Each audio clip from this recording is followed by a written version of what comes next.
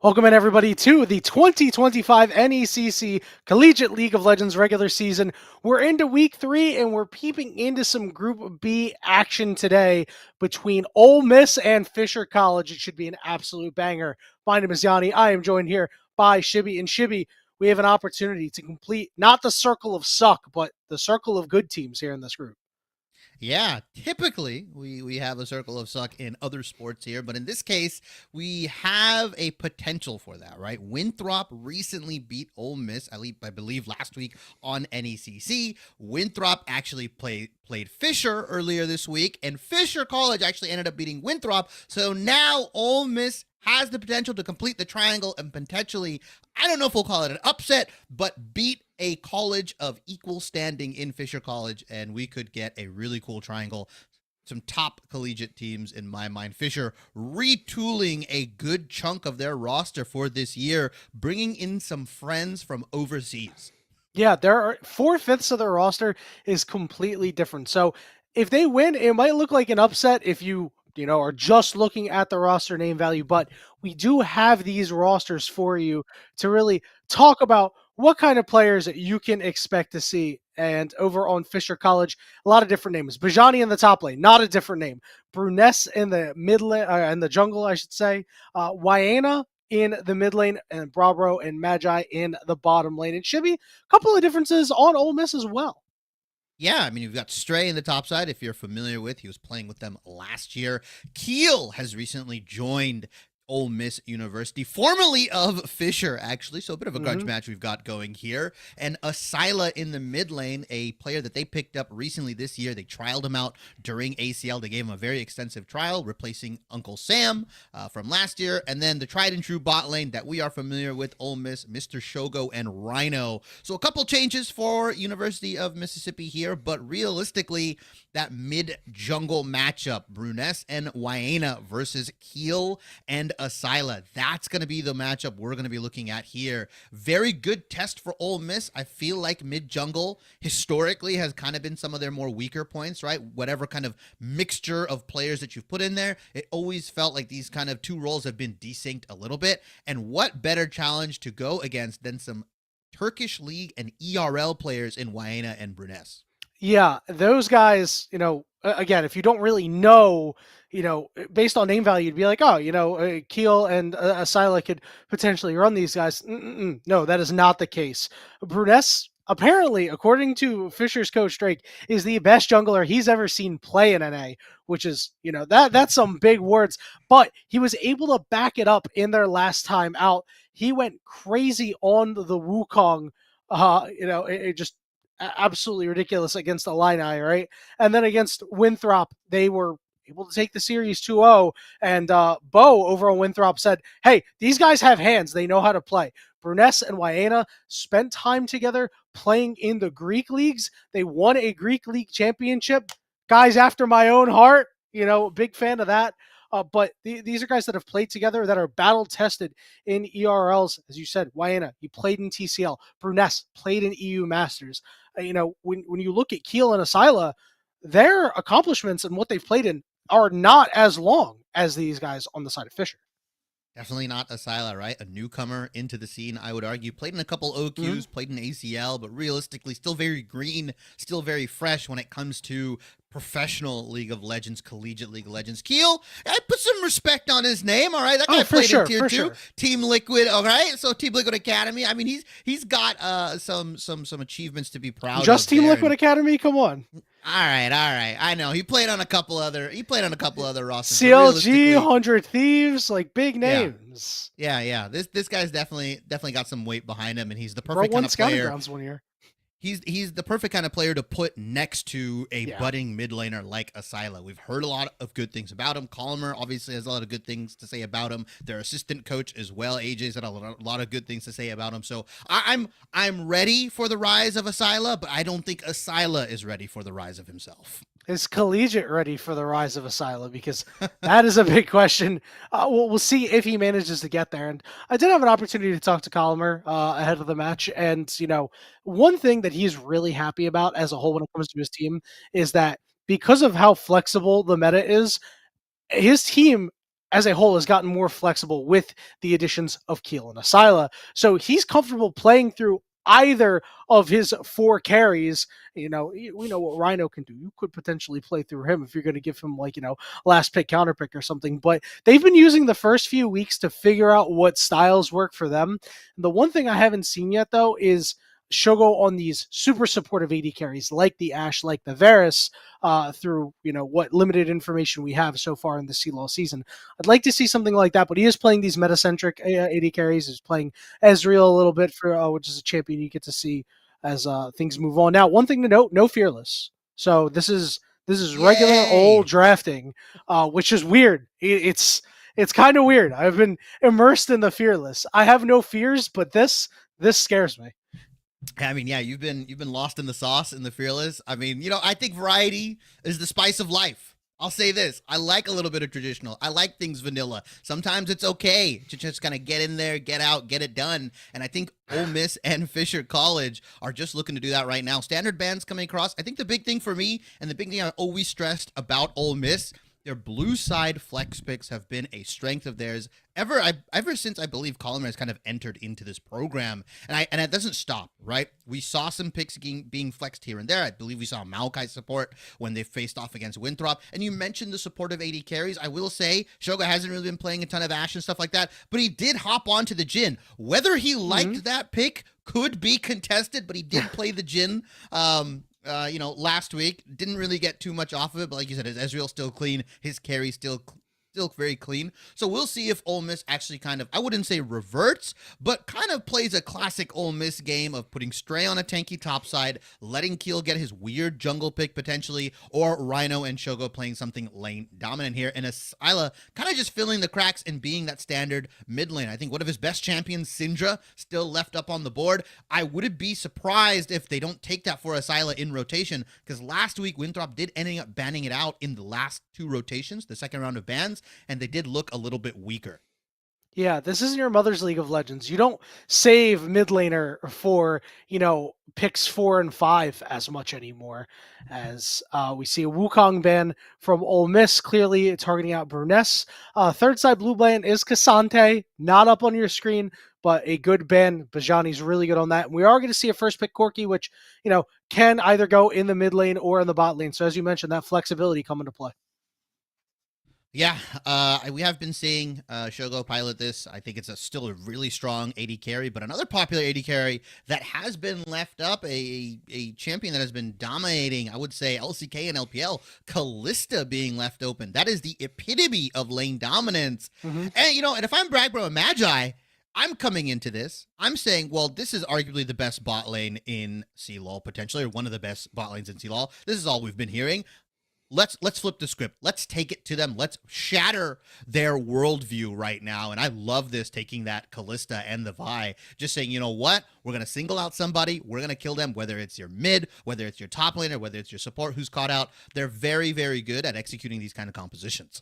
Yeah, and one thing that I really like is this is a big gauntlet throw from Fisher's bot lane. Magi is a guy that's played in TCL a little bit, but we don't know anything about Brabro really, other than the fact that he played in a community college. There's really no information on him, and he is going up against a AD carry in CLOL that has, and you could write an entire research paper on Shogo. So I really like that they're throwing the gauntlet here. Couple things I really like: this Mel pick. I haven't seen it played in a competitive game yet. Really excited for that, but also the Zyra pick for Ole Miss into the Kalista, because with Kalista, you're going to have a pairing that wants to fight, wants to get down and dirty, and that disengage that you have, or the Stranglethorns to mire up Fisher, if they want to go deep and go with a dive comp because they have the Vi, is a really good counter pick to what Fisher might want to do. Yeah, and I love that it's a super fast clearing jungler, probably one of the fastest clearing junglers right now within a League of Legends. The tempo advantage that you get, you are just at lanes 20 to 30 seconds before the enemy jungler, whether they're playing Vi, Sejuani, anything like that, right? They're just going to clear so much slower, so you have so much more time to act, which is such a valuable resource as a jungler here. But we're going to get into the second round of bans here. Poppy being removed from Fisher College, smartly so. I think it's a very, very good pick, especially if you're going to take that Leona here. And that's kind of a pseudo-ish counter pick as well into the Mel. I've seen some really wacky things where if you Zenith Blade onto the Mel while she's reflecting, she will Zenith Blade onto your team and essentially kind of kill herself there. So yeah, I'm excited to kind of see this pick. Alistar being picked up. I think it's a very good pick right now. Rhino is very proficient on a ton of different supports. You disrupt the engage timings for Fisher College as well, but no real crazy blue side counter picks or blue side flex picks. And I'm scratching my eyes. That's Galio in the mid lane. Have they really replaced Uncle Sam, or is Asila just playing under a new name? Because I remember that was last year one of their mid laners' most picked characters, along with Azir. There must always be an Uncle Sam, Shibby. But a couple of interesting things, because we didn't mention, there's a couple of blank bans. They banned Rel on the red side, fourth ban. And there was a good ban by Ole Miss. Fourth ban on blue side was Renata Glask. What I really find interesting is that Fisher did not opt into taking Renata in the first three picks, nor did they opt into Nico, which are the two most popular pairings with Kalista, which is a little curious. Now, I think a lot of that has to do with playing into that Zyra, and I love their R5 pick of the Gragas with what Ole Miss is trying to do once they locked in that Alistar, once they locked in that Jax, because Fisher's composition with the Vi, with the Leona is very come to us, and if you want to go and engage into a Jax, into a Zyra, into an Alistar, you're more than welcome to, but Bajani should be able to break up those team fights and cause a lot of chaos.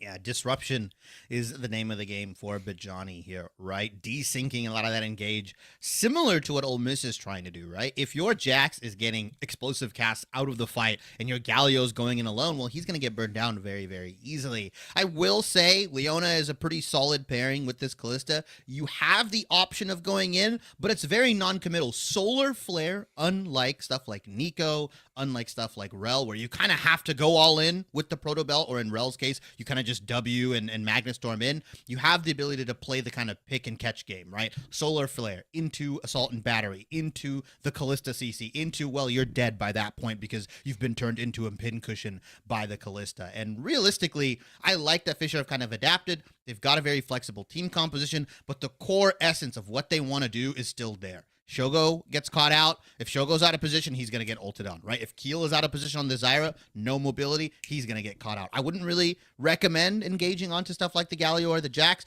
but there's a very clear identity that Fisher have, and they've kind of flexed a couple picks here and there to kind of mess with what Ole Miss really wants to do, like you mentioned. Mm-hmm. Now, one thing is the buddy system for Ole Miss is going to be really important. Shogo really can't go anywhere alone. But as long as Shogo is paired up with at least one other person on this team, it is going to be really hard for Fisher to actually kill him somehow, right? Because you did mention, yes, you can go in on him. Obviously, Solar Flare is non-committal. If you see a good angle, you can take it. But if Shogo is around anybody else, it's going to be really hard to get that engaged, because you're going to be mired in what you have to go through, right? It's Galio taunt, it's Alistar headbutt, it's Jax counter-strike, it's Zyra's ultimate, right? This is going to be super difficult for Fisher, and a couple of things that I also want to mention is the damage profiles for both of these teams, right? What are we going to see specifically out of this top lane? Because Tank Jax has been the really popular way to build him so far, and of course, not every Gragas goes full damage. So without those two, if they elect not to go full damage, I think both of these teams have a damage profile problem, and I think that would hurt Fisher more based off the champions we see on Ole Miss.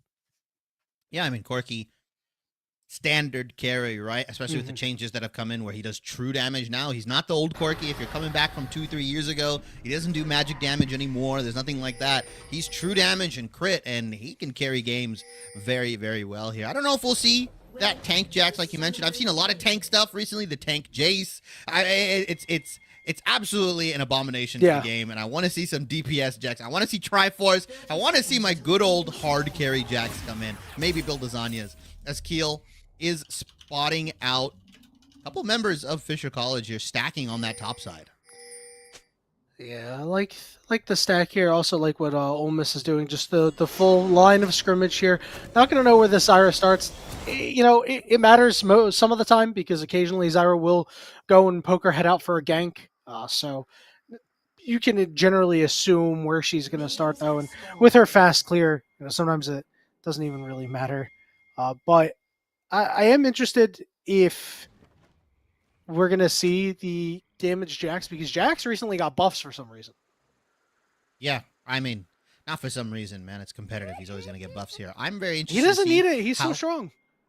Yeah, I'm going to see if Keel can actually get the momentum going here, as both junglers are starting on the same side, right? They're both starting on their top side. I don't know if Bruness is going to go for like a really cheeky, like, 3 camp into gank on top side or mid lane, because he is just going to get outpaced. Keel playing on this Zyra with his extra plants, his clear speed is insane, and the big thing I'm looking for in bot lane, specifically from Rhino, is to being able to headbutt that Zenith Blade away almost immediately. Like, that is kind of the counterplay you have as Alistar. You can also pulverize and then headbutt her into your turret. There's a lot of different games you can play. You can flash when she's Zenith Blades. I'm really interested to see how this bot lane matchup goes.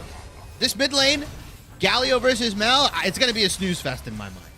Well, right now there's no that, snoozing, as Wayana has decided, yeah, you know what, it's time to fight. And you can see Silas getting chipped away. He's forced to flash away. He's on the wrong side of the map. Now the bot lane has not moved over. Let's see where he's going to hide out. He'll just teleport out. Wow. All right, he's going to play it really safe. Wow, he plays it super safe here. Doesn't go for the recall like you mentioned. TP's out. I mean, that's some big cooldowns burnt at 2.5 minutes in. I mean, Wayana just saying, you know what? If you want to go throw down, you want to throw fisticuffs, I'm going to make you pay for it here. Lands a full rotation of abilities, at least at level 2. Chunks Syla down. Now he's going to take the long walk back to lane with just a refillable in his hands.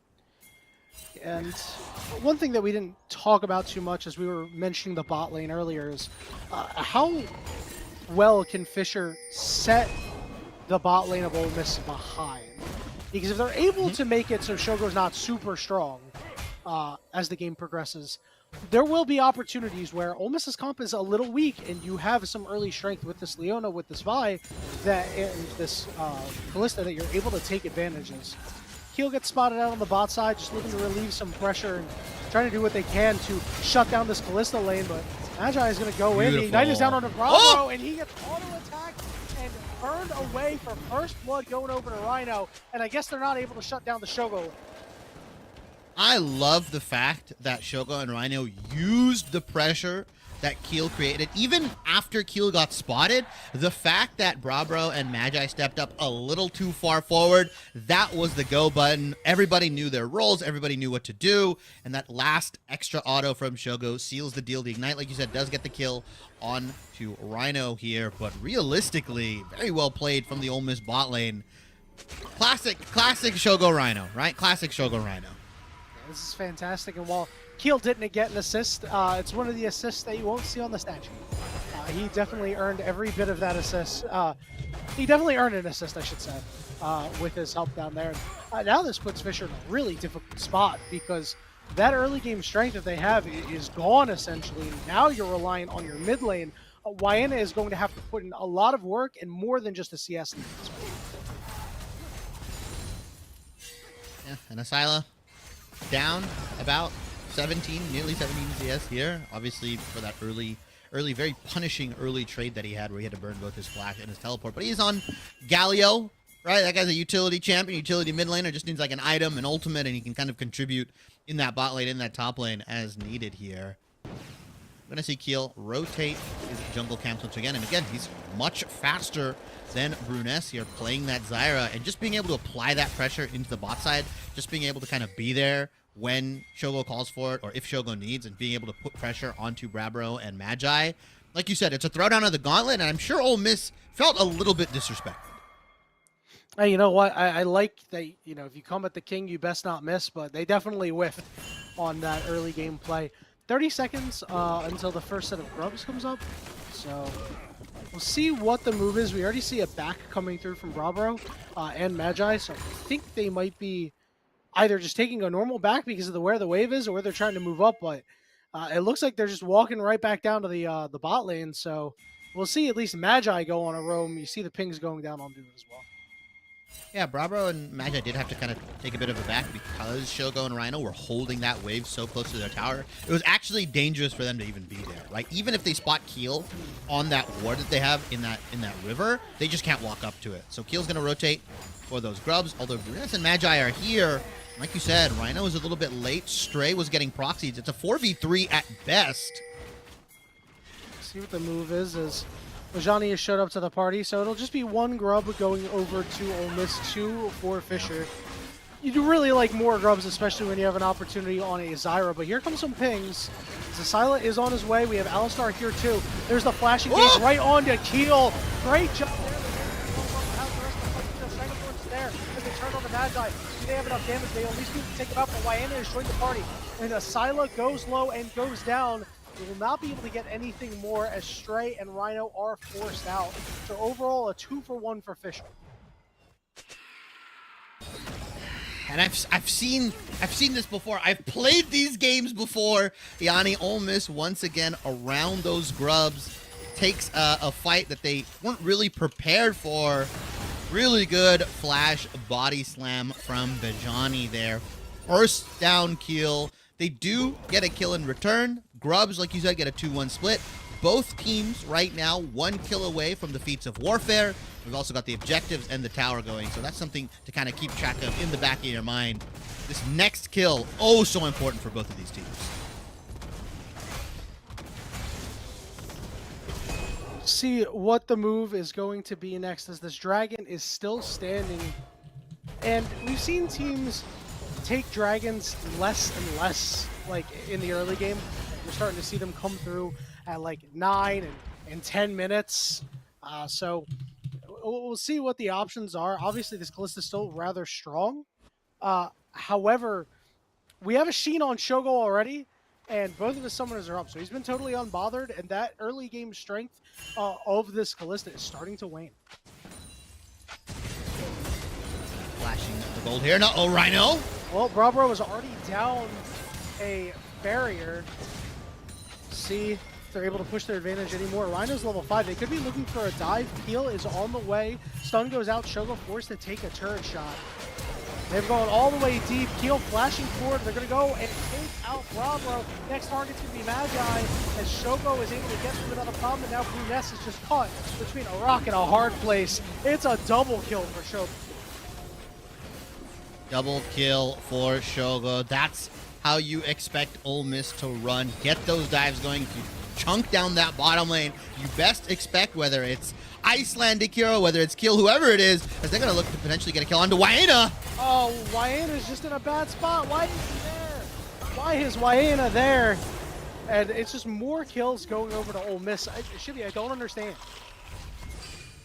I do understand. It's more kills going over to Ole Miss. It's well executed dives. It's taking advantage of lane priority, taking advantage of this Galileo, but also the momentum that Keel has, right? How fast he's clearing his jungle allows him to get to these spots a lot sooner. And if you got Shogo and Rhino constantly looking for trades, constantly looking to edge out against the enemy bot lane, eventually Brabro and Magi are going to get low enough to where they're going to get dove under turret. And if you have a late response, that just leaves you for slim pickings. And good thing on Asila to follow Wayana. Good flash taunt from Asila as well. And they've already leaped out to about a 2,000 gold lead here. Potentially, we're getting closer to completing the triangle of excellence from these CLOL teams. Yeah, Ole Miss has come out of the gate firing, especially this bot lane. You know, we talked about how the matchup was going to be Keel versus Bruness, right? And really the mid-jungle duos. But we did have a question about the bot lane, and this is a nice play by Fisher as they are able to spot out Keel and take him down. Good link up from Bajani and Bruness. Yeah, get something back into their pockets here. Still about a 2,000 gold lead. Unfortunately, Keel does just kind of get bullied out in his jungle. This Jax Gragas matchup, not the most fun for Stray, but you will just win out eventually inside lane after you scale. As we do see a tier in his hand. So is that the inklings towards that tank Jax that you mentioned? Is that a Thimblewinter Jax I'm seeing? Because I don't remember Jax's building Mana Moon. I could be out of the game for a little bit. I don't remember Muramana being in the Jax item build path here. Rival, Shibby. Look, I still keep up with the times here as we do see a bit of a lane swap. Or I'm going to say lane shifting, lane assignments, as the bottom lane of Shogo and Rhino are going to work towards those 4 grubs mark. And especially because they're so strong, Triforce being built 3, 0, and 2 on Corki. Shogo is so strong right now, so why not use that bot lane advantage to get you more pushing power, to get you closer to those feats, right? They've already got that feats of warfare. They're 6 kills in. It's first to 3. Beautiful, beautiful. And now they're just going for the objectives, potentially first tower even. Yeah, I mean, this is going to be a big help for Stray. Give him 4 grubs, you'll be pretty happy, especially on a champion like Jackson. You know, with Corki having short range, every auto attack when you're sieging is going to be important on these turrets. So, and even a little bit of extra damage you can get, you'll be happy with. Yeah, I love that Keel has also looked kind of just take as much of the jungle as he can here. I don't know how much they're actually going to be able to push. Obviously, Vajani on this Gragas is going to be able to clear waves with relative ease. He's opted for the Cosmic Drive here. Bit of a beefier Gragas build, not going for that full damage one-shot that we're used to. Much more mobile. Phase Rush plus Cosmic Drive gives the Fat Man a lot more mobility than you expect. Yeah, you know, this is the kind of thing you see when you watch the NFL Combine and an offensive lineman runs like a 5-1 or something like that. You're like, damn, big man can move. This is the exact kind of build. Yeah, he's shifty. He's shifty. This is the exact build. Sneaky athletic. You're a real lunch pail guy. This is the build that you can expect to see out of Vajani. Is Robro is gonna, listen, he's gonna take it to Stray here, but might be a bad move because every little engagement there chunks you out so hard. This Callista has been quelled this game. Yeah, properly stifled, I would even argue. This Callista a non-factor right now, and might be a non-factor for the whole game here. You pick this character to have lane dominance, and you actually just end up dying twice in your bottom lane. You give a couple kills over to the Corki. First turret's going to go over to Ole Miss, so that's going to give them both feats, if I recall. You're also down 40 CS. See what Stray can do here. Stuck in a 2v1. Is going to leap away, force the flash. Okay. He'll dodge out on the route. But he will get caught by the solar flare, and the rest of the squad is here. He will leap over the wall, but the ultimate from the Mel will be enough to take him down. Okay, lot of resources expended from Fisher College there. A flash, solar flare. We saw, like you said, Mel's ultimate getting thrown in, so they do have a bit of downtime on Fisher's end to make another play. Ole Miss probably going to look to take advantage of that as best they can. Push down some turrets, getting those feats here. Shogo should just be okay. Yeah, he's got Valkyrie ready to go, and Rhino and Kill are ready just in case for the counter engage on that top side, as they have pretty much taken complete control of Fisher's topside jungle. I don't think Bruness has seen his Raptors or his Krugs since he left to go get milk a couple minutes ago. Yeah, it's so hard because you have to answer the bot lane. And a lot of this, it stems from Bravo having a rough time, right? He's got a rough time in the bot lane. You got to go help him out. That means that, there's going to be issues on your top side because the teams will take advantage as the full engage is out onto Shogo, and they do find him, knock up onto 2. It will at least mean that Rhino survives, but another pick from Fisher. They need a couple more of these to find their way back into this.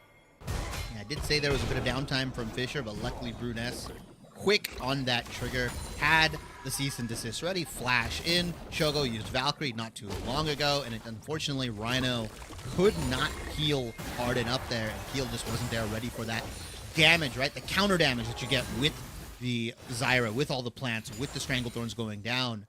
Ineffective. And we talked about, the pick potential for Fisher College. If Shogo missteps just a little bit, you've got a ton of CC, you've got a ton of lockdown. You mentioned it might be a little hard if he's not with somebody, if he's not directly hand in hand. Well, in that case, Yanni, he wasn't with anybody. Rhino was a little bit far off. They weren't holding pinkies, and unfortunately, Shogo gets taken down. Yeah, and this is a question of, how valuable is the barrier compared to like a cleanse? Obviously, cleanse there doesn't really help you out. On Asylum is just looking for the straight 1v1. He will not get it, but was darn close. Respect the look. Unfortunately, Gragas, beefy individual, that passive still super broken. That's the Giants' ton of health. Yeah, that really is the Giants' belt diff there. Unfortunately, Asylum has virtually no damage. He's opted into the Spectre's Cowl and a couple items from the bargain bin. Realistically, no big damage items coming in. As I say that, all the Radiance coming in finally, but yeah, he's not. I respect the look, but it is a Gragas. I think maybe Bajani kind of felt the pressure just a little bit, had to flash out, but realistically, you know, you take that trade, I guess, it's fine. Maybe you can look for a play onto Bajani later on, as the Rift Herald has spawned here 16 minutes into the game, and as of right now, it feels like Ole Miss has control of mid, has control of top, as they've sent Bajani down to the bottom lane. Does have TP available, though. That was a risky Zenith blade out of Magi, but Rhino's going to go for a full dive here. Here comes Asila, knocks off the Leona. They will be able to get this turret. Asila trying to get even closer to Magi here, who is very low. He's able to walk away, find a way out of here, just barely, almost caught the cape. The Dragon will go over to Ole Miss, and I presume the Rift Herald will be next. Yeah, I'm surprised. I felt like they put a ton of pressure towards that mid lane, got the tier 1 in that mid lane turret. I was like, surely they just move over to that Rift Herald, but instead, they're going to end up taking that Mountain Dragon, one of the more valuable individual dragons in the game. You have some time to reset onto the map, although they will see Rhino recalling, so they're going to make a play on Stray because there's no one to answer. They have to make this play. Stun goes down on the Bravo, but tanking is occurring here by Bruness. Is coming in is Bajani. They should use this to be able to finish off Stray. Bravo will get his first of the game. This took a big chunk. Ankiel is here, and they have no idea. They'll finally spot him out. He gets cast over to the side, but Bruness, you're a little too low. Both the jungler and AD carry for Fisher are low, and I think because of how long that dive took and how many turret shots they've taken, they actually can't use that to get the Rift Herald. So I think Ole Miss is going to get control of both objectives. Good look from Fisher, but it just took a little too long there. Grasp, Jax putting in the work. Yeah, we're going to have to see what Ole Miss does with this Rift Herald, because Fisher, not only got a kill onto their AD carry, but he also got solo turret gold. So despite the fact that he's down so much CS, gold-wise, he's at least somewhat back in the game, perhaps on parity with some of the other carries. Obviously not Shogo at this point, but something to take note of. So Ole Miss, as long as they can convert on a Herald play and get something really good out of it, they'll be fine. But they do need to actually do something. I agree. I mean, find me an AD carry that isn't down CS to Shogo. I'll wait. It'll take a couple millennia. But realistically, I think getting that solo gold into Brabro's pocket, getting your Kalista at least at that Bork power spike, trending towards that Gunso's Rage Blade very, very soon, should allow them to fight with a little bit more aggressiveness. But right now, the ball is in Ole Miss's court. They've got Rift Herald. They've got nearly a 2-item Shogo, right? That Ramon is going to evolve very, very soon. Obviously, your Zyra is at 2 items now, Leandries and the extra burn with the second item there. This is your time to fight. This is your time to force things if you're Ole Miss. You do not want to be ping-ponging waves back and forth, and I'm sure Ole Miss know that. Fisher do have to play accordingly. They've got a lot of good defensive tools, like you mentioned. Obviously, the Mel, the Gragas. We'll see how Fisher can stave off some of this aggression before they're actually ready to fight, which is going to be in about 2.5 minutes when this dragon pops up. Yeah, the good news is either of these teams can just rip it at any time, right? The combination of Rhino and Asila has been really strong to start the game so far. And we've also seen on the other side what you can do with Bruness, Magi, and Waena. So the question is, will Ole Miss just find a way to get picked off? Because it feels like that's what Fisher has to do. You have to get in a quick hit and then maybe take a 5v4 afterward. But Ole Miss has done well to make sure they're not in a position like that, and the door is not really open for Fisher to be able to do something like that. Now, 2 minutes until this dragon starts, and right now, Stray is unabated in that top lane with 4 grubs.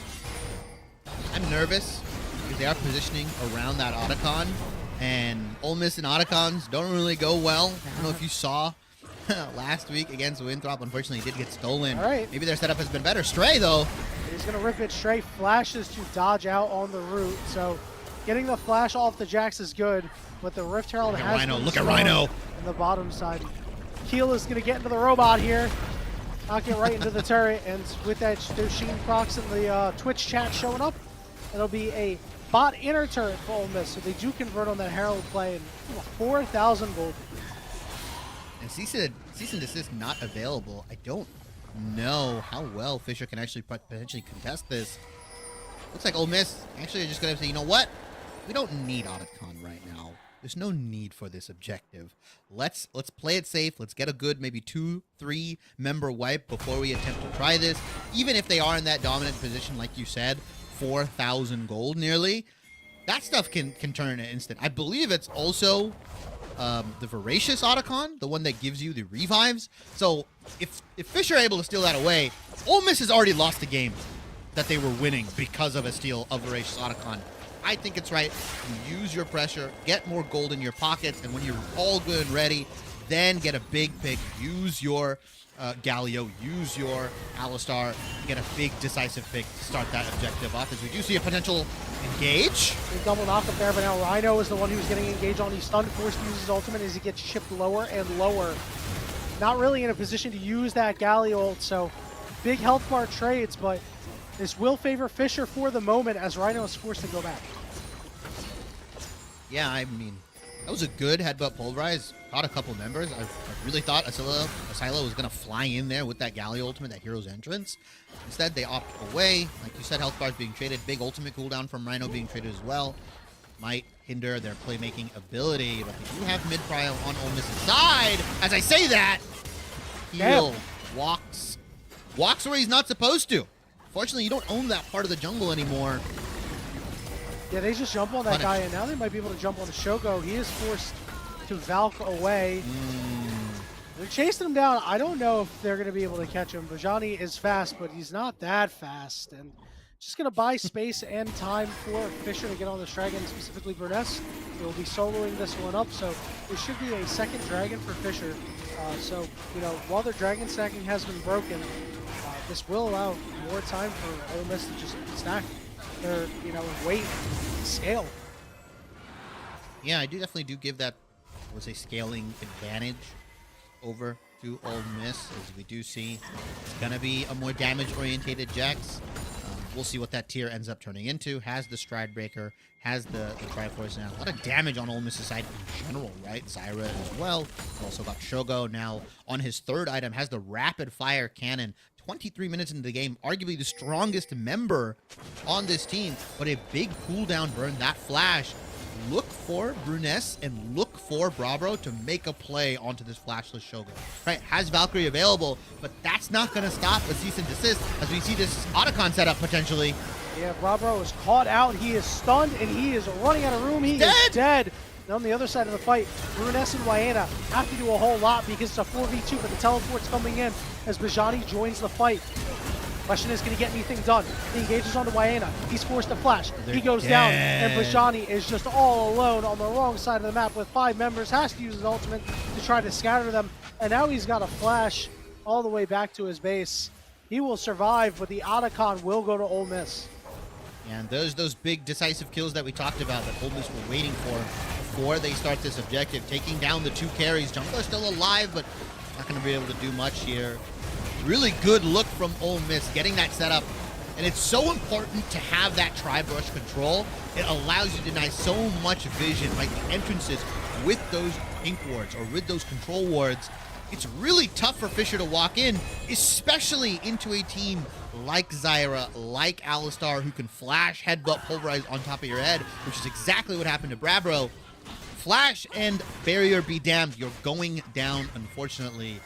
Ole Miss slowly tightened their grip onto that Otacon, and 4,000 gold lead still in the favor of Ole Miss, but much more that's not shown, right, in the stats, right? The Voracious Otacon that's going to allow them to play a lot more aggressive, that's going to allow them to potentially int a bit more. I've been saying this for a while. I feel like Voracious Otacon gives a -20 IQ buff to the people that have it, because these guys, sometimes they'll just throw their lives away for stuff. Yeah, I mean, now your deaths are worth 200 gold, but not only that, it takes 15 seconds for you to respawn. So looking for an engage here. Everything's fine on Rhino's side, but on the other side, Stray is putting in work, but all of a sudden, he's the one who's turned on. His team isn't there, so they'll get 200 gold and send him back to the base. Yeah, he's gone. 200 gold in their pocket. Didn't I just tell you? See? Plus 200 gold for Fisher, -20 IQ for Stray. Stray doesn't do that if those 3 floating dots are not around him.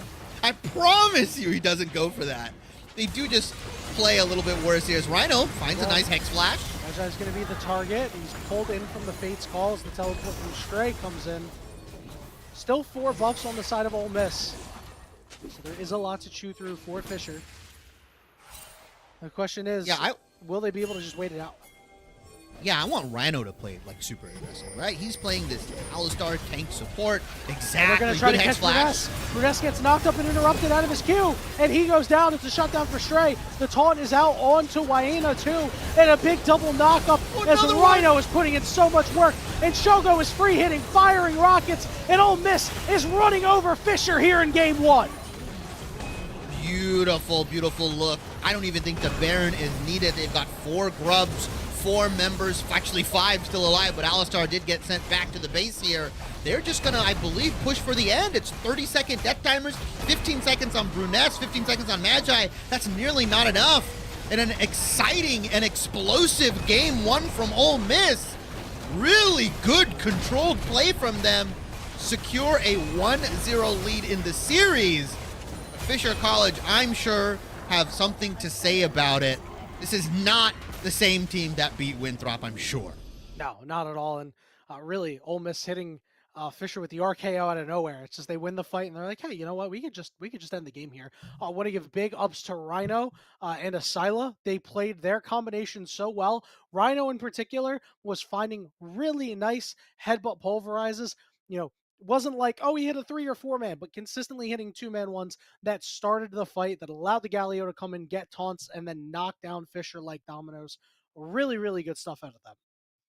Yeah, hitting high-value targets. That's the main thing. I don't care about the 5-man or 4-man knockup if you're not getting the AD carry, but the fact that they picked the jungler off, their main engage tool, the main pick tool, right, against Corki, against, Shogo there, the one thing that could really ruin his day, and then getting those 2-man knockups onto the AD carry, onto the Callista. Very, very well played, and a good look, like you said, from Asila. I think quietly somebody that definitely bounced back is Keel, though. Right, on this Zyra, I mean, just amassing a nice CS lead, a nice jungle camp lead, keeping control of the jungle was very important for him. His plant usage, his ultimate usage, very, very well played. A sneaky good game from Keel here, especially after, having that tough match against Winthrop, and doing all he could on that Nunu and still not, getting the game that he would like to, getting the series win. I think bouncing back against a very good mid jungle, the test that we talked about so far, at least in part 1, Keel and Asila have passed with flying colors. Let's see if they can get through part 2 and part 3. Yeah, we'll see what the move is here. We're going to kick it to a very short break, and when we return, we'll bring it to the Game 2 draft, which could be the last draft because it's only best of 3 between Ole Miss and Fisher College. Fisher looking to force a Game 3. We'll see you soon.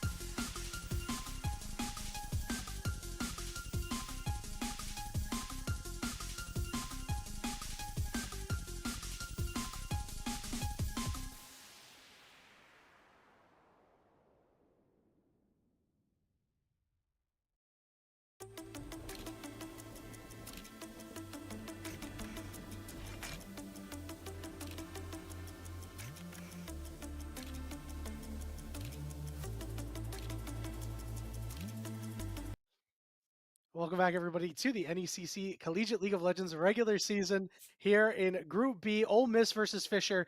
Listen, I didn't go on the record saying this, but I will go on the record saying that I said it. I said that I think that this Fisher roster might be the team to watch out for this year. And Ole Miss smacked the crap out of them in that game. Like, sure, Fisher had a couple of moments here, but realistically speaking, I don't think this game was ever going. Ole Miss was ever going to lose this game. And you know what I really liked that we didn't see out of Ole Miss that we saw last year? Their mid game, yeah, they got picked off a couple of times against this Fisher comp that is meant to pick you off. They didn't have that mid game that they absolutely piss the game away and then have to do heroics to come back in the end. They actually Was that just one meme? held. The heartbeat meme. They've gotten rid of the heartbeat. Yeah, Meme. It's not a thing yeah. anymore. So at least for right now, obviously we're still week 3. It's still early. But there are a couple of different things that we want to see out of Fisher College going into this next game in order to try to knot up the series. Should be. The heartbeat one I was thinking of, but also the, oh boy, I can't wait to see my favorite team, Ole Miss, play. Oh God. Oh, and never mind, we won. I mean, there's that God part is not there as much anymore. Much cleaner of a mid game. I like how you highlighted that. I think that's due in part to, I will say, their coaching staff. I think them bringing on an assistant coach in AJ, I think he's brought a lot of good, tangible benefits to Ole Miss here. And obviously, Colomer picking up some new players. I think Keel, again, having a player like him who's been within the Tier 2 system, who's played at the NACL level, pairing him up with a young mid laner like Asila, who's definitely got the mechanics, who's definitely got the looks, who's not afraid to go for plays, as we saw even on a champion like Galio. That's a good pairing. If they can mesh together, if they can find that rhythm, I think this Ole Miss squad looks infinitely stronger than they did last year. And we have a very strong CLOL, minus potentially the slew stuff happening. Other than that, most of the top teams in CLOL have, bar none, I feel like, upgraded or have at least maintained their excellence or dominance, right? Even Maryville with some of their new players still looks like a really good roster. ISU coming in, right? Now we've got Fisher, Ole Miss, retooling a little bit, Winthrop as well, retooling with only 35, that maniac of a support down there. I mean, I love what we have in these top 10 teams, even in the West Coast and potentially the MEC. I got to throw that in there. We look really, really good. Yeah, for those who may not know, the totally official power rankings that are done by CLO Hope Central, they have Ole Miss at number 4 right now and Fisher College at number 6. And Drake had been pretty vocal on Twitter about how he thought that Fisher College should have been a little bit higher in the power rankings. And you know what? I respect that because they're 2-0 right now. They beat the tar out of Winthrop, but game one, you didn't really show it against Ole Miss. I need to see something in game two here from Fisher, and it's going to start with two players. It's going to start with Bruness, and it's going to end with Brabro. I need to see Bruness on a more aggressive champion in the early game. Vi certainly has opportunities to get gang spree 6, but we saw Bruness when he was at his best on that Wukong, which was obviously banned. But I want to see something that's Wukong-esque. Let me see a Viego. Let me see a Lee Sin. Not quite sure if these champions are really his style of play. Maybe just the Wukong is because it brings that early and then also the team fighting later. But I want to see something with a little bit more oomph behind it. And then with Brabro, listen, excuse me. Listen, man. You're choking like he did in game one. I respect the Callista pick into Shogo. I respect the attempt. I think it's going to be time to go on the supportive AD carries just for this particular matchup. Obviously, I'd like to see him against some of the other AD carries that CL has to offer, but Shogo and Rhino are a guy known for absolutely running their lanes. So I want to see a little bit more supportive champions out of them because you can enable Bruness and Wayena. I mean, like we saw that they were linking up on plays, and if you can enable them even more, I mean, that's a recipe for beating Ole Miss. Yeah, I could even add to that kind of as a more holistic thing, right? Getting your jungler on Fisher side a more advantageous matchup doesn't allow Shogo and Rhino to bring Keel down, right? Keel had momentum, right? He had the tempo advantage on that Zyra. He was down there 20, 30 seconds before. They were setting up those dives, really, really good 3v2 dive onto that Fisher College bot lane. So getting that advantageous jungle matchup is one piece to disrupting, I will say, the flow of Ole Miss and how they like to play the game, as well as throwing yourself on a more lane neutral, right? Or even something a bit more supportive. You could pick Ashe, which is, in my opinion, like the Malzahar of bot lane, right? You don't really do a lot. You don't really lose. You kind of go back and forth, and then you throw down a couple ultimates, you get some picks. I think that's a very, very well thought out strategy and something that has been known to work against Shogo and Rhino in previous games, in previous series. I think neutralizing that bot lane, or at least just not letting them get 3 early kills onto Corki, right? Giving him a 50 to 80 CS lead, right? That's tough. That is a black hole of pressure that you can never really get out of if you're Fisher.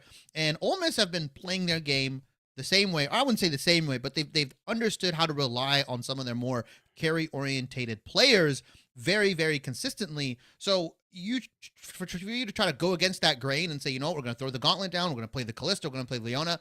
Like you said, I respect it, but now is the time to kind of reevaluate your strategies, play through that mid jungle, pick on Ole Miss, who historically have not been a strong mid jungle. Get yourselves an advantageous jungle matchup. They had Mel and they lost on it, oddly enough, right? Like there is a lot more you could do on Fisher's side, and I think they can turn this into a series. I don't think this is the same Fisher that we saw beat Winthrop that just lost to Ole Miss. I think unfortunately they tried a different strat. It just didn't pan out that way. I think we can see something different from them. Yeah, and that I'm glad that you brought up Mel because I've seen this champion like just not even just in competitive, but also in just in random games, and the champion seems like it dumps a lot of damage and can do pretty well in lane. But when it comes to the mid game and making these picks, I mean, we saw the value difference. Obviously, they're very different champions of what they want to do, but Asila had much more value to Ole Miss with what he was able to do. Obviously, Wayena and Bruness were able to make plays, but I mean, you've got this giant Galley ultimate that disrupts everybody. You don't have as much disruption coming out of the Mel, so I thought the pick wasn't that bad, and I thought it had a really, really good lane phase, but it was such a strong lane phase, and there was no translation for it to actually get Fisher ahead because it's like, okay, you're behind in bot lane. Well, we said, what are you going to do in the mid lane? It needs to be more than just a CS lead, and it wasn't. And that's a big reason why Fisher did not have the mid game power. Yeah, I think this game too, like you said, we're not in Fearless, so a lot of the same champions you will see potentially picked up again. We'll see how Fisher ends up, kind of adapting here. They are going to switch sides here. Fisher on the blue side, Ole Miss on the red side here.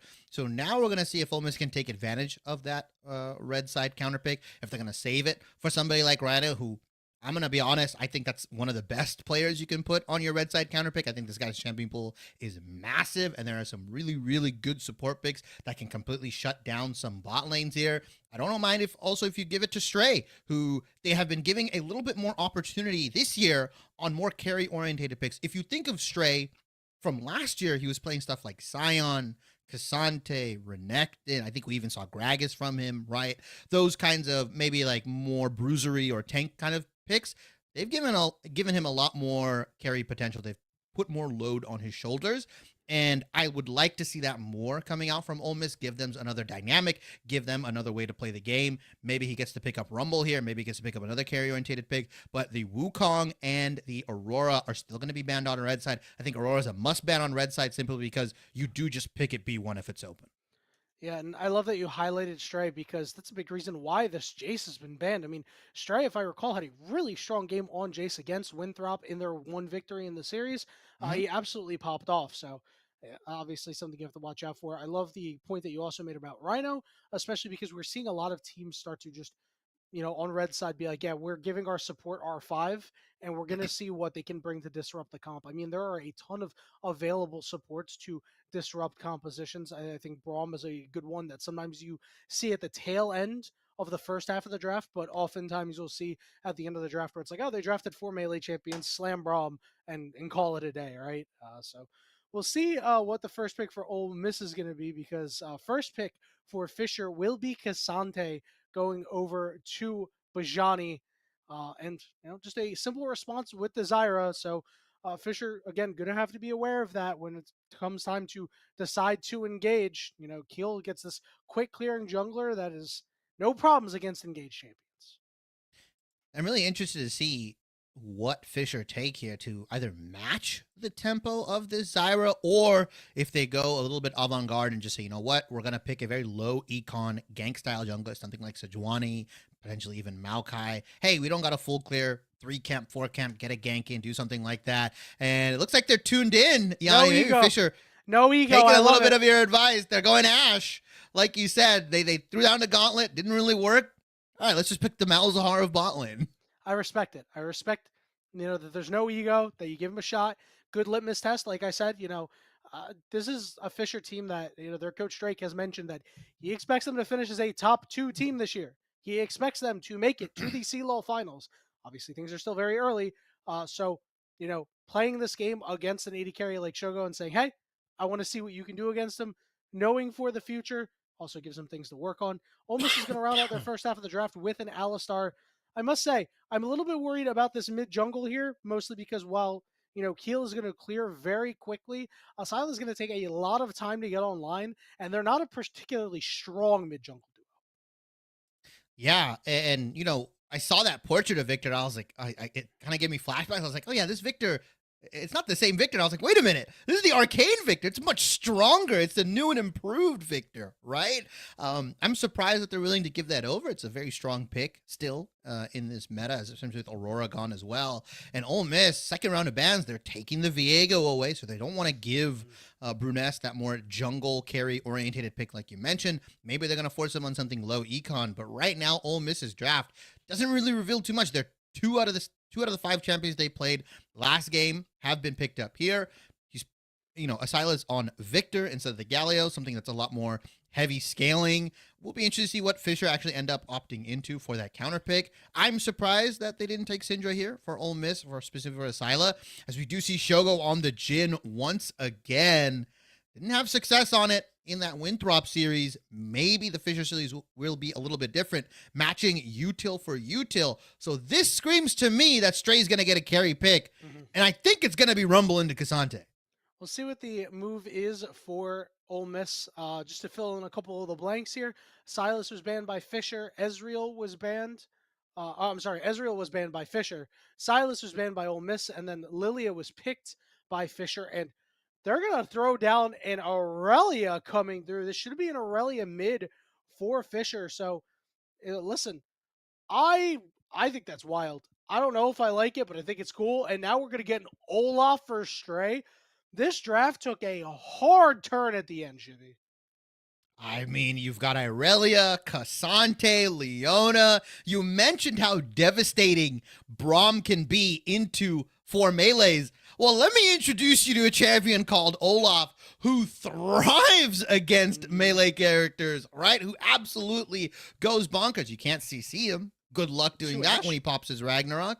Good luck in that Cassante matchup when you go all out. I mean, it's a very, very dominant R5 pick coming out from Ole Miss, and a lot of that potential, a lot of that load to carry these games, at least somewhat in the early skirmishes, is going to be on Stray. How he uses this Olaf, how he gets into these fights, right? Not burning his ultimate too early, not burning it for no reason, right? Potentially if he's getting picked off here. The setup is there for Ole Miss, right? You've got Shogo on the curtain call. You've got him on Jin, who can start these fights off very, very effectively. Then you've got the impending chase down of Rhino, of Olaf, of Victor, of Zyra, who are eventually going to catch up to you as you get pelted with these shots. It's going to be tough for Fisher. I love this Olaf pick, but this Irelia, this mid-jungle duo for Fisher, can really put the screws to Asila if he's not playing well and if he's not being cognizant of where enemy jungler is. Yeah, I like that you pointed that out because he's going to have to be the one that is being sure that he is playing safe, because if you give over a couple of kills to an Aurelia, it's going to be pretty hard to come back from that. As we are heading into game, Chibi, I have to say, I think the Zyra goes insane here. I do think it's kind of wild that Fisher elected to draft a composition that once Zyra was picked for Ole Miss, they just decided, yeah, we're going to feed into that a little bit more. Lilia has to really go in order to be effective. Obviously very fast, but is kind of like a bob and weave stick and move champion. And you know, Ashe I just don't think has enough damage to be able to hard carry the team if they're put in a bad spot with a Stranglethorns. I mean, Ashe has no counterplay, right, into the Olaf here. And I do like the look with the Lilia, matching that tempo, an AP jungler that can keep in pace with this Zyra. Farms very, very well, right, is a late game menace, or can be a more late game carry orientated menace in the jungle. Requires a lot of gold, obviously.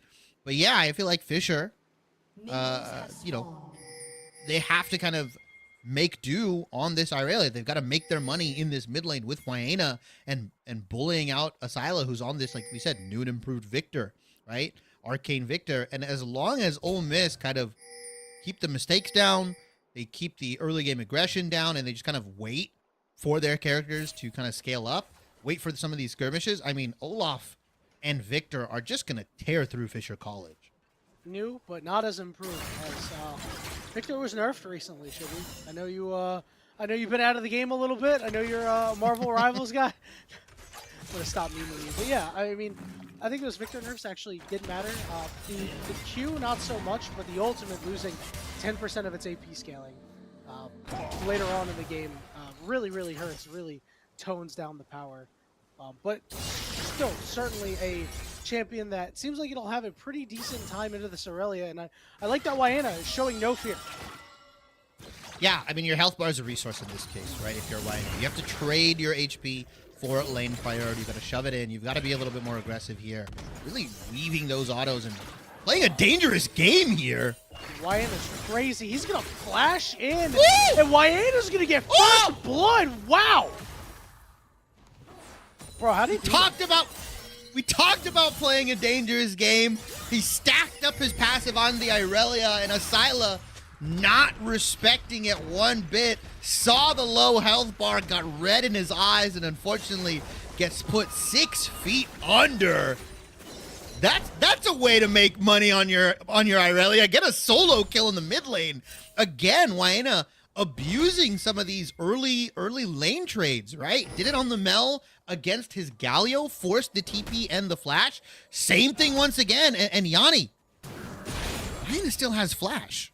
That wasn't Hyena's flash. That was Asila's flash. God, it was. You're so right. I can't believe I missed that. It's just because the flash was like on top.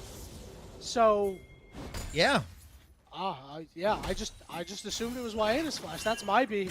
But man, this is ridiculous. And Hyena's not caring about a potential turret shot. He has been stunned, but Keel really can't move up to do much here. Wayne is continuing to put the pressure down onto Asyla. Asyla living up to his namesake right now because he is struggling. 30 CS, by the way. Oh yeah, 30 to 11. I mean, this Irelia pick coming in handy. Said, you know what? If you're gonna pick a boring control mage, if you're gonna try to concede the lane here and try to go scaling for scaling, no. I'm gonna pick a mid melee champion like Irelia. I'm gonna put the screws to you. I'm gonna put a ton of pressure on you, right? And Wayne doing a very good job using his health bar, using that resource, and stacking up that passive, and just it's tough to lane against this. Like this, you think in theory, oh, range versus melee should be easy, but look at Asyla, he's taking so much damage. Ryan is beating the crap out of Asyla right now, and we saw Rhino move up to try to help, but the warding was there. That's 2 times that Ole Miss members have shown up to try to help out their mid laner, and they've been unable to. He is locked in a battle of wits that he is not winning. Yeah, and that beautiful one in that bottom side, realistically. Oh, Wayne? takes a turret shot. Wayne! Whoa!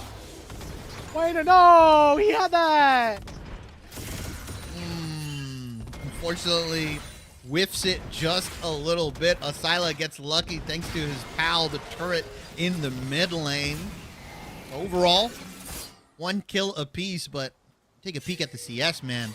Ryan is virtually 20 CS up on Asyla right now. Both teams pretty much even in gold. 100 gold separates these guys right now. Good stop. Good back stoppage from Shogo there onto Brabro. Desync it up just a little bit and head over this top side. I want to see this Olaf get real shifty with it when he hits level 6. As I say that, Stray already potentially looking to put the pressure on. He's at level 6. Let's see if he can really put the screws to Bajani here. Well, remember, Bajani has been known for his Cassante. A lot of players have, but he in particular has had a very strong Cassante as Brunes is heading up to the top side here. See if he's able to actually get it. He's going to miss the Swirl Seed, but Stray is just going to be locked in and have to fight. He's going to pop the Ragnarok, but the problem is, does he have the damage right now? He has some healing. Is it enough? Magi is walking up to try to help here. out. They're able to get the kill over to Brunes. Things looking good early for Fisher as they have taken it. 1v2, very possible for Olaf. 1v3, not so much, unfortunately. We also saw Wayne coming in just in case Olaf started to do Olaf things here. They're going to trade Stray plus the Grubs over for that bottom lane Dragon here. With a Cloud Drake, as well as Infernal will be the second one. So Ole Miss start stacking those dragons, getting that win condition going. His Keel might just be dead. Oh, he's going to get keeled over. This is trouble. Wyanna gets rooted, but he's able to just dash through. It doesn't even matter. It's another kill for the European mid laner. He is just going wild this game. I love that. I love how they went Mel game 1. He said, pick me Irelia game 2. Give me a carry. Let me show you where I come from, what we play over in Europe there. And already 2-1 on this Irelia. Has the Null Magic Mantle available to counter anything that Asyla wants to do, and now has Lifesteal with that Vampiric Scepter. Even if he does take a couple turret shots, he's going to be able to heal up off those minions, heal up off the fruit that's in that river. And let's go back to top lane. Stray! Yeah, Stray is a little eepy, and he does not have the ultimate, but they backed off thinking that he was going to die. But they will be able to chase him down, as you know Lilia can. It's a second kill for Brunes, and right now the power duo who won the Greek League together in 22 summer are 4-1 right now, running this game. Talked about the adjustments they needed to make. Invest more into their mid and jungle. Give them a jungler that can match the tempo of Zyra is what we talked about, right? Well, Lilia is a damn good jungler in doing that. And Wyanna on something a lot more aggressive, a lot more carry-orientated than the Mel in my mind is. They're going to send 3 men here. Try to take down this big bad Irelia, but Magi is here. Heal might be taking this jungle, but he might be caught between Leona and Irelia. We're going to go for the weak side of the pincer. It's Magi. Magi's been rooted, but they don't really have a lot of damage. He will flash over the wall for safety.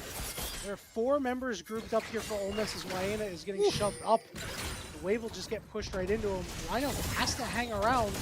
Asyla's so low on mana, he has to run. He's got to dip out. Does have that ultimate available. Dragon coming up in about 2.5 minutes, so nothing really major. I will expect to see Ole Miss contest these next grubs, right? Feats of Warfare already acquired for Fisher. 4 kills on the board. Magi gets ignited for the Trading Knight onto Rhino in the 3v2. It's a 1-for-1 overall. Bruness shows up to the party a little late. Both 80 carries getting a kill into their pockets. Supports for supports. That's typical bot lane shenanigans here. Now Fisher have quietly, well, I say quietly, consistently have gotten themselves a 1,500 gold lead after some much needed attention in the top side and some good kills from Wyena, both onto the enemy jungler and the mid laner here. This Olaf pick, terrible when behind, by the way. Like, you have to empower this pick when you pick it, especially against multiple melee champions, in this case, 3 on the side of Fisher. But if it's down in gold, it's kind of like a wet napkin. It doesn't really do a lot here. Well, the CC immunity is going to run out. It's going to run out. He's dead. Magi is here. Stray, as you mentioned, should be very dead, all out, popped by Bajani. It's all but over, but the crying, I should say, as the sun goes down. We'll make sure they give this one over to Bajani. And 0-3 is Stray. It's just been a great game plan for Fisher. Yeah, I love that. Pick that lane neutral bottom lane. That's Ashe, Leona. Difficult to gank. You can track the enemy jungler because you have wall hacks built into your kit.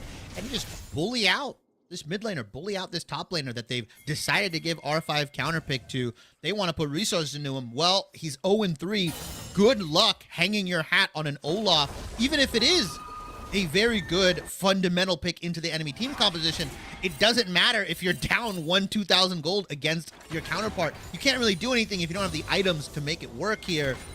As you do see a bit of a lane swap going in for these grubs, but if Ole Miss opt in for a 4v4 straight up, Fisher just win this outright. This is so tough for Ole Miss, because right now, Shogo's your strongest player. He's got a collector, but he's not on a champion that's really known for hard carrying games. Rhino in hot pursuit of winning here, not able to do anything to him. Now you have him on this Shin, as Wyena is going to flash away, as Rhino did pull the trigger. Shots coming through, but it looks like Wyena will be A-okay, willing to eat that 4th shot just to get the cannon. I respect it. Yeah, bursts out Wyena, no flash, no TP available, so that gives them that health advantage they need to potentially start these grubs. That it will be a, I'll say 3.5 versus 4. Right? Wyena is still a champion. He's got half a health bar. He's got an ult. And he's still very, yeah, he has an ult. He's still very deadly. He's got full build. He's got full build. He's got full stacks as well. He just loses those. I think Ole Miss are playing this correctly. You still got to be very wary of this Irelia as he's posted up in this bush. There's no vision as well. Asila can't enter this fight. They've got to take one of these grubs. Asila's weak side pincer. Here comes the teleport coming in from the Olaf as Rhino is going all the way, and he's the only one to go drowsy, but multi-man stun goes down. Wyena trying to do what he can, drops the ultimate, but Bruness is so low. He's got to get out. Bravo is just free hitting as Bajani has split the fight, but they managed to take in the 2v2 and win it as Wyena lives on a sliver. Now a 4v3, but the health bars are so low. Bravo fires the ultimate, but he whiffs, and they're going to go all the way in on Shogo as he was frontlining, but Shogo with a quick shot gets the kill, and they've turned on the Bravo and looted him up, and Shogo will get another execute from the Collector. He is 3-0. The fight messy, but I'd say Ole Miss takes a dub there. Shogo is 3-0 again. I repeat, Shogo is 3-0 again. Guys, we can't keep doing this. I know he's on Jhin, maybe not as effective as the Corki in game 1, but giving those kills over, he's completed his collector. He's going to back on probably a big BF sword. Maybe he's going to build that IE pretty soon. Like, he just got a ton of gold in his pockets here. Good fight from Ole Miss as well, denying the 6 grubs, denying the feats, the objective feats as well. First tower has yet to go down, and they're going to go potentially onto Bruness here. He's on the Lilia. Should be able to slide on out of there. Dragon has spawned, so another fight is ensuing. No TPs available from either of the top laners, so unless either of these guys walk down, it's going to be a 4v4 between Ole Miss and Fisher. But this time around, Wyena's going to have a full health bar to potentially contest this. I'm a little surprised that Fisher didn't elect to rip it when they forced Rhino to go back. I mean, Bruness did a lot of work to force him away. Had an opportunity there, but elected not to get it. Stray has resorted to proxy farming, essentially, to try and make sure that he doesn't go down, but Bruness is heading up to this top side, so this could potentially be his undoing.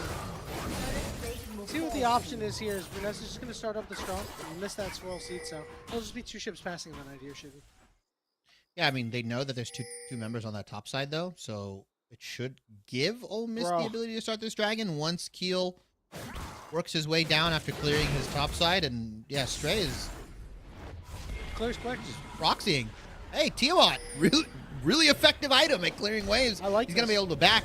No punish, right? And we see potentially a look onto this mid lane.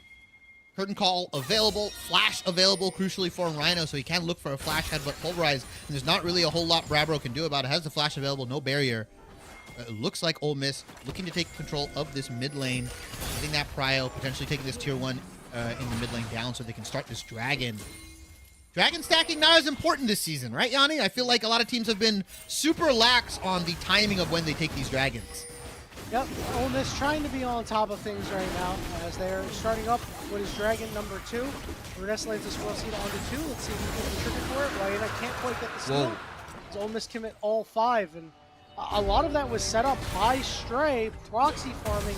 It meant that Bajani really couldn't do anything. Meanwhile, in the mid lane, Magi takes a little bit of damage, but will remain upright.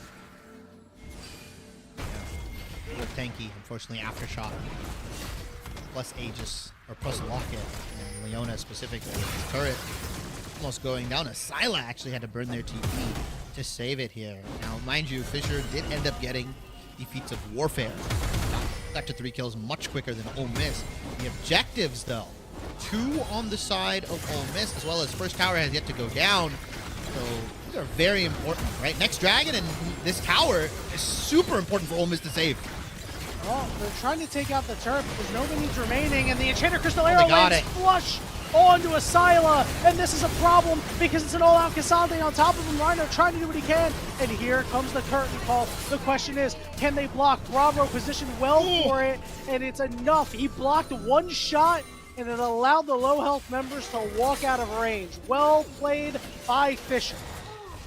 I love that Fisher just overloaded that top side, knowing that Ole Miss wants it to protect that turret, doesn't want to give the feats over, and unfortunately, Fisher commit. They get 4 members over there, and there's just nobody there to clean up the rest of the damage. Asila put down a decent chunk of damage from the help with the turret, with his own ultimate, and it just wasn't enough. Unfortunately, could not connect those last couple curtain call shots. Like you said, Fisher did a really good job positioning around it, making sure that their low health members were able to escape out, and that's going to net them Rift Herald on top of that. Fisher have been able to maintain pretty much a 2,000 gold lead, 2.5 now, with this Rift Herald, and propel that even further, maybe 3.5. Otacon as well going to be spawning in a couple minutes. I mean, Fisher are primed to take control of this game as we get a flash over the gold. Really, the big gap is in that mid lane, right? 2,000 in the favor of Wayena. I mean, Wayena is averaging more than 10 CS a minute, and one thing I want to say is after that fight, Chibi, we finally seen all 5 members of Fisher make big plays. That MVP for that fight goes to Bravo, right? So everybody has been around doing things as Magi is certainly doing things, but they might not be conducive to a winning strategy. He's trying to find a way out. He gets to the blast plant, but he's not able to proc it. Does go down. Ole Miss, a pulse finally as they're looking to 4-man Wayena. Wayena is going to have to try to figure a way out. Let's see what the move Flash is. Available. He has no assistance either. He's going to land a stun on the 2. He's going to flash out of the root. He's taking so much damage and a big headbutt there, and the shutdown goes to Shogo. Now, what's Fisher going to get on the other side? Yeah, they're going to look to get mid lane tier 1 for themselves, as well as Johnny might be able to knock this tier 2 in top lane here. Well played from Ole Miss, specifically Rhino, to use the Unbreakable against the CC for Irelia. Hit the Pulverize, lets the CC go through, then headbutts him back to the team, gets as much damage as we can down. Will Bajani pay for this, though? Well, he's going to go for it, and I don't think he's going to win this one. The all-out goes over, and he targets the Olaf, so nobody goes with him. That's a wise move by Bajani there. He does get tagged with 1 shot. Shogo cancels it, roots him up. He's just on the wrong side of the tracks. Keel flashes for this, as Bajani also flashes. No way he gets out of this, Shibby. He has slipped out the back. As the Rift Herald gets used in the mid lane to take a mid-tier 1. trying to do what he can. He takes a little bit of damage. He unstoppables it, and the turret doesn't target him, but Shogo will finally catch up and take him down. 3 turrets in that entire sequence for Fisher. Beautiful, beautiful usage of Bajani, just kind of stringing Ole Miss along, right? Get that mid lane tier 1. Like you mentioned, they get that tier 2 in the top, like 700 gold went into the pockets of Bajani as well. I mean, he's a very tanky individual. One thing we didn't really talk about is, you know, who's really going to deal with this K'Sante once he builds a bit of MR, right? Like Asyla and Zyra both have burned. They've got HP shred, don't get me wrong, but K'Sante's going to get to a point where he's going to be able to 1v5 tank your whole team. It's going to be really rough playing into him. Your AD damage is not going to do it. Olaf and Jin are definitely not going to be able to tear through this K'Sante. If he's in your face, you've got major, major problems heading into the 25-30 minute zone. Yeah, you get one more item on Bajani and he's just going to be absolutely unkillable. It's it's going to be tough. That's with Shogo building second item LDR as well. Teleport. He was kind of tickling him. Stray is going to join the party, so it's going to be a 5v5. He's going to fight over the dragon. Ole Miss committing that because they need to get to Soul Point. They need to get every ounce that they can to find a way back into this game because, remember, Wayena is still stupid strong right now. Again, still averaging over 10 CS a minute. A leader in the game. We've seen Otacon getting spawned top. It's another voracious. See what the move is the trap gets triggered, so Ness could be targeted. He's not going to be. Wayena staying off to the side. The dragon has been started up by Fisher. Wayena still not spotted. Big 3-man knockup, and it's time for Wayena to try to get into the fight. He stuns one member, drops the ultimate down, takes out Keel, and he's on top of Shogo with Bajani next. But Wayena actually can't get close. Shogo stayed upright, and he's got a double kill. Brabro's going to go down next. It's a 2 kills apiece going through for Asyla and Shogo. Fisher fire a shot, and they can't get it done. It's a blank. They fired a blank. Unfortunately, Ole Miss are able to turn it around. They get a big fight win. 2 big kills going on to their Victor, who has been rightfully stifled in that mid lane, and another 2 big kills going on to Shogo. We mentioned, how are they going to burn through the tankiness of this K'Sante? Well, if K'Sante willingly shreds all of his armor and MR to go all out, well, you become tofu, right? You're pudding. You're gonna get absolutely melted through by Shogo, who went second item LDR, has picked up the rapid fire cannon. Now it's going to allow him to play even from a farther range difference. Fisher College, I thought they had it. It was a good look. Wayena was in that bush. He was unmarked, I believe. They didn't have vision of it, but they just could not get onto Asyla. They could not get onto Shogo and get those kills going. And that damage over time, the storm that Victor brings just absolutely melts through Fisher, who are a relatively short range composition, which is something that can work against them, especially if you're looking to make these plays into Victor. Oh, Brabro's in trouble. He's going to use the Enchanted Crystal Arrow. Great cleanse by Shogo, reminiscent of Captain Jack. And it should be Ole Miss's time on the map. Critically in that last fight, Chibi, Bruness was not able to make any sort of impact. They're going to need him big because right now this game is starting to slip out of the hands of Fisher. He's got to start hitting the massive, massive sleeps. Had a very good early game. Bullied out Stray. You can see it in his scoreline, 1-5-4, unfortunately. But like you mentioned, haven't really been able to transition that into a big sleep, like into some massive, massive plays. You've got all this gold. You've got all these damage items on top of your Lilia. If they can't get in, if the fight is lost before they can even get down any of their abilities, their big sleep, then it's over. They gotta look for a play onto Wayena. They do have to be careful. It's still an Irelia. He missed the stun on the Rhino. Here's the gravity well with the root, with the ultimate.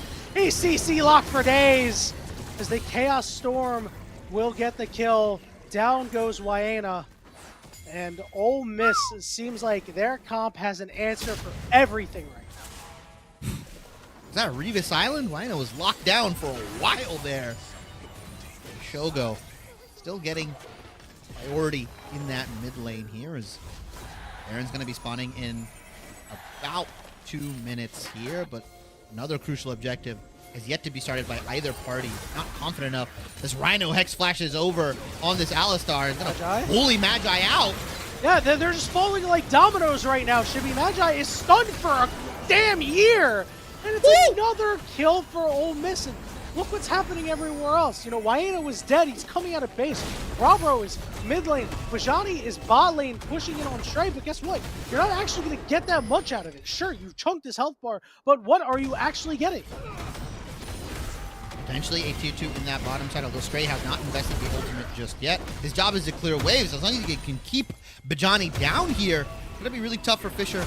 Got to make some of these plays here. Bajani 2, 3, and 5. 2 items, 2 big armor items specifically on this Cassante. He's that big frontline presence you need.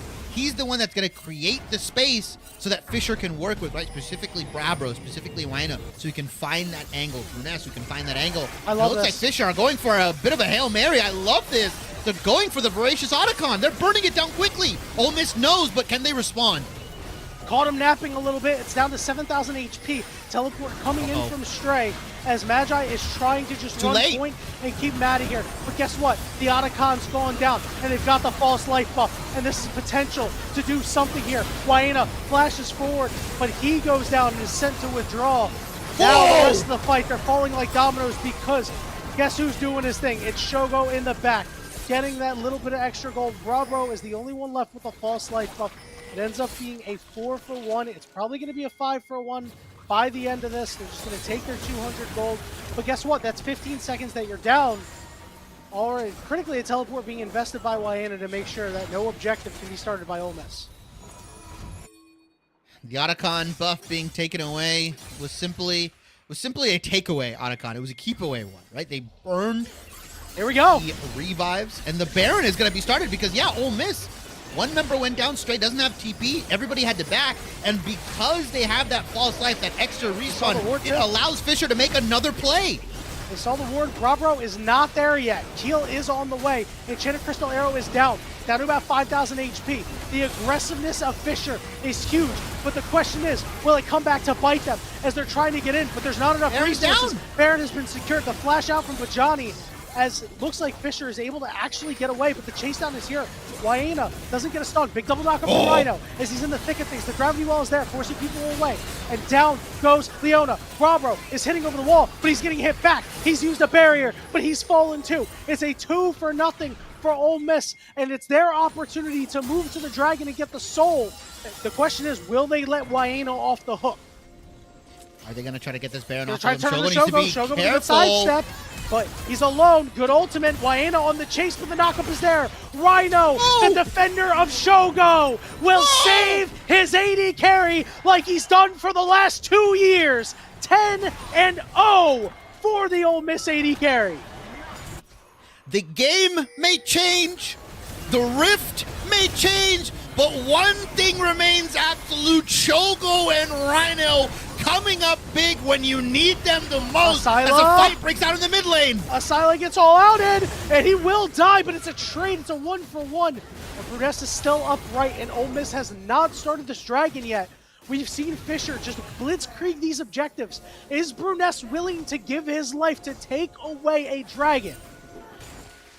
They've got 2 Barons on their backs right now. Fisher may want to keep that pushing power. He's got one of them. Want to commit. But unfortunately, these objectives have just been keep away. They've just been take away. They haven't really been able to use them effectively. Ness has flash. Could go for the flash. He's trying to get a little bit more HP. But this is burning down so quickly. See, the Swan Seed, the burn! Not enough. 8 HP. And it's secured by Keel. It's Mountain Soul for Ole Miss. While they're only up 300 gold, 400 gold, you're not going to see that on the stat sheet. This is going to be incredibly difficult for Fisher to navigate. A beautifully close game 2 from both Ole Miss and Fisher. And Waena once again getting bullied out. Say, remember what you did to our mid laner? Well, here's some payback. Damn, the fall off is incredible this game. Waena was just absolutely running, and now he is getting run as the turrets will start to fall. There's a lot of standing gold on this map for Ole Miss, Shibby.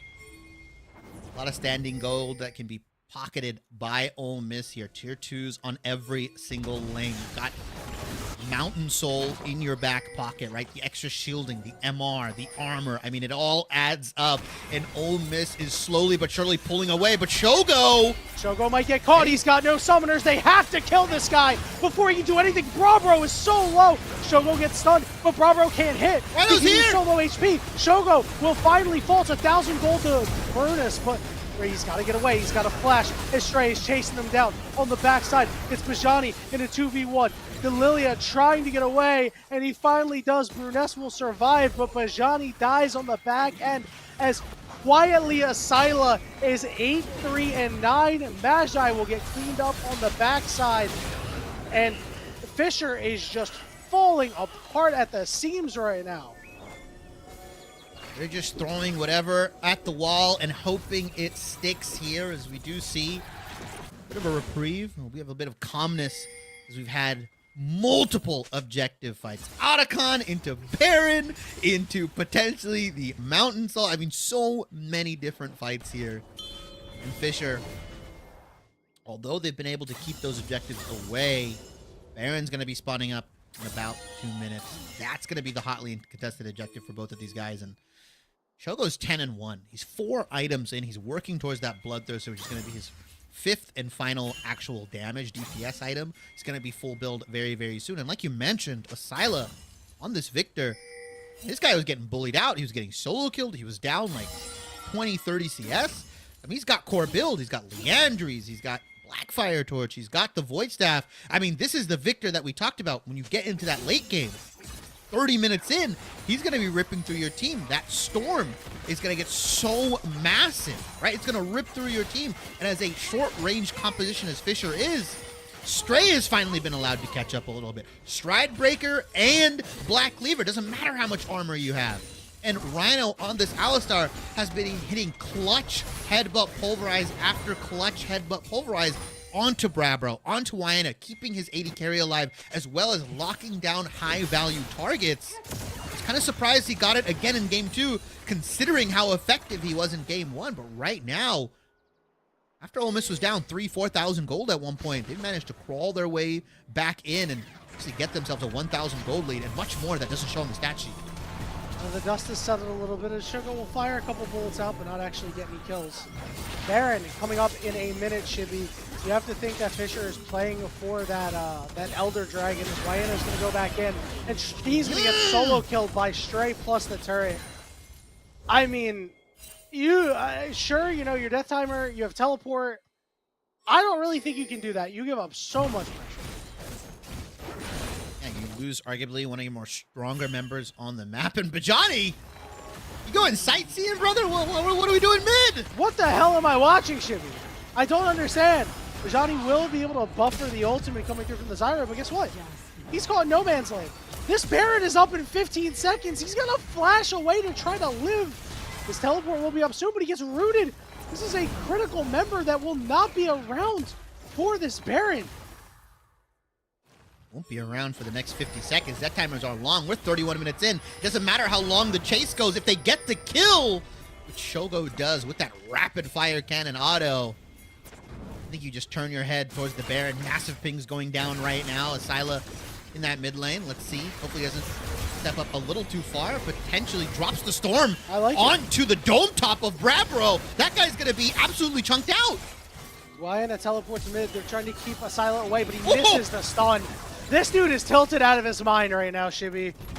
I feel like he might be playing like it. I'm not trying to get into the mind of the players, but it has been a rough showing post 20 minutes, 18 minutes as the Baron is secured by Ole Miss, and now Fisher's on the wrong side of the tracks, and they are very close to having this game end not on their terms. 45 seconds till this Elder is up.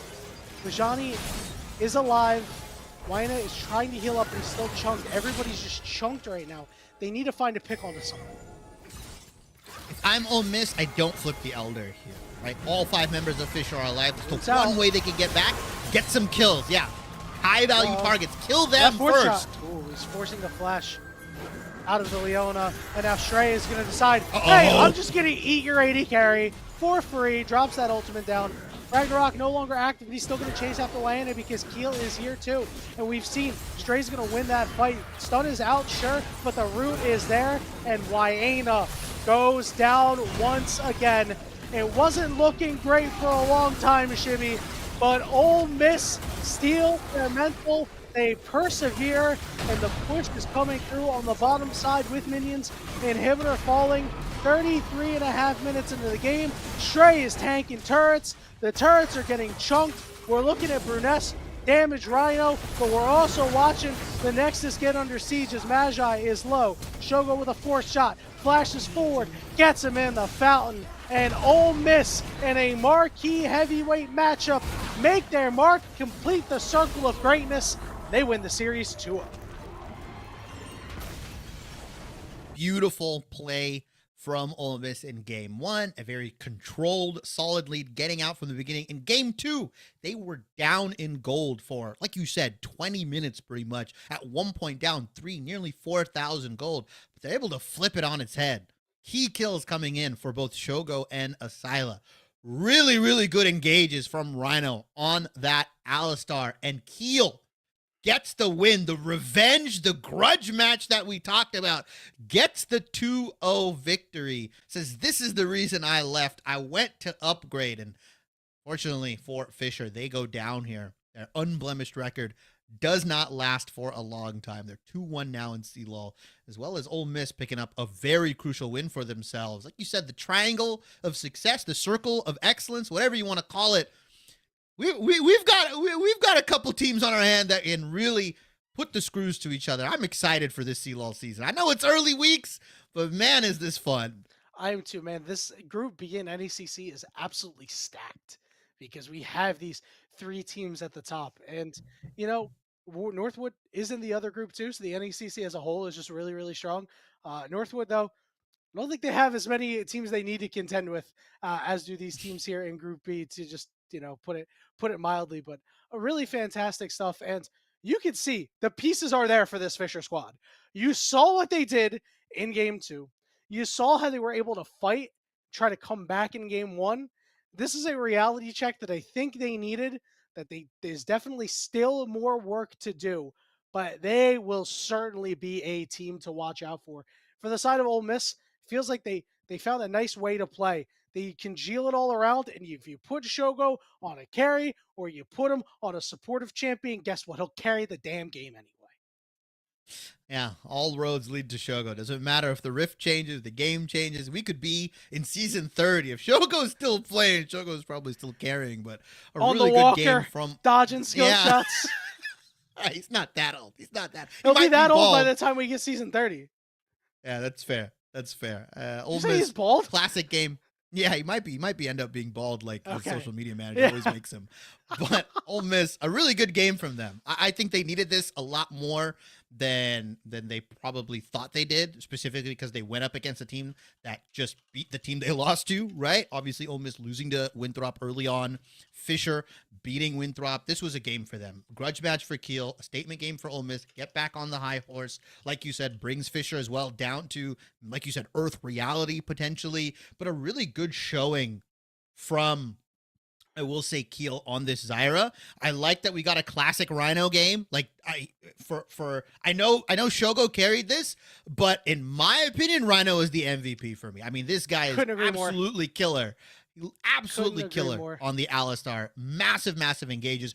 Good peeling. Played both sides very effectively. Played into the Leona. I mean, he just understood what he needed to do and execute. Set up picks. I'm sure he was the one vocalizing, hey, this guy's out of position. Hey, we can make a play here. I just really loved what Rhino did that game. And, I think there's a lot of good pieces for Ole Miss to work with. Keelan Asila building that synergy. Stray on a carry. Might need some work on that Olaf. Maybe play a little more safe there. But realistically, I like what Ole Miss is doing. I like the strategies they're employing. It's early season CLOL. Might as well work out all the kinks now and become a national level team when the time comes.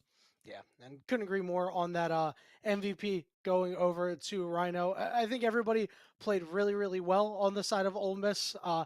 Keel had a solid series for himself, but really the Shogo and Rhino show sometimes just rings true. And this is what happens when there is a bot lane on the other side that might not be able to stack up. Obviously, still early. We'll see how it is. And there's no shame in losing to Shogo and Rhino. It's very, very difficult to beat them. But we'll have to see how their bot lane evolves, right? Because we saw the top side, the mid jungle duo, very, very strong.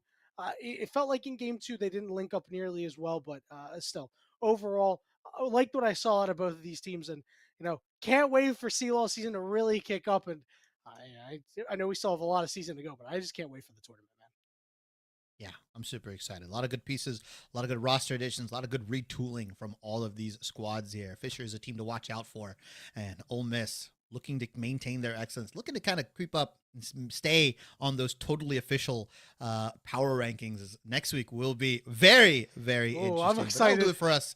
That'll do it for us, right, Yanni? I think we've talked extensively about both teams. Yep, we've yapped enough. So GG's to both of the teams. That will do it for us here this afternoon. But if you're not tired of the NECC action, guess what? You have Valorant tomorrow at 8 p.m.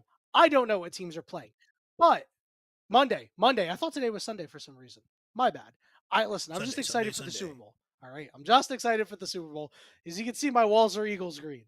Anywho, Monday, we have Valorant at 8 p.m. And if you're interested in League of Legends action, I'll be there. Shibby, I think, will be there, right? The Shibber will be there. Yeah. And Weaver and the Eutectics will also be there. That'll be this Tuesday at 8 p.m. Eastern if you are only interested in league action. So we will hopefully see you there as we're going to check it out tonight. We hope you enjoy the rest of your weekend, and we hope to see you next time for some more NECC action.